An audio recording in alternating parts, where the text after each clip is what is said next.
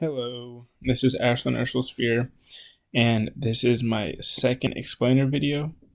This one is on motion diagrams, and I had question I, which was about a ball being thrown at. So first, let's start with my motion diagram, question A.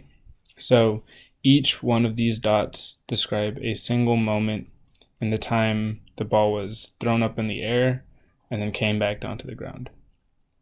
And the arrows represent the velocity vectors, comparing the velocity between each one of those points. And these arrows underneath are the acceleration vectors. Now, the reason these ones at the beginning are pointing this way is because when the ball is initially thrown up, as you can see, it slowly decreases until it stops and then it speeds up again. So the acceleration vectors have to point backwards because the ball is slowing down, the acceleration is decreasing, and then it increases as the ball comes back down.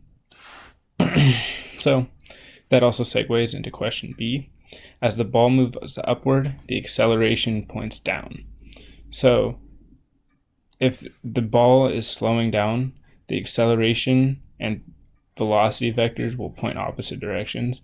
So as the ball goes up, the acceleration decreases because the ball is slowing down. Now for question C, as the ball moves down, the acceleration vector also points down. Because the speed is increasing, both the velocity and the acceleration vector point in the same direction. So as the ball comes down, it's speeding up again. The acceleration is also pointing that way because it is pointing the same direction because they're both speeding up.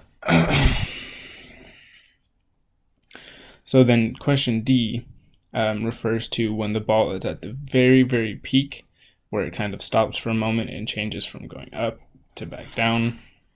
And at this point, the acceleration is equal to 0 because there's no change in velocity.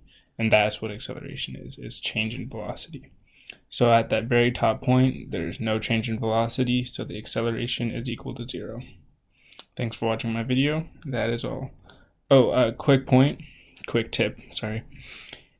As long as the acceleration and velocity vector are pointing the same way, the acceleration is increasing, and if they're pointing opposite, the acceleration is always decreasing. Thank you.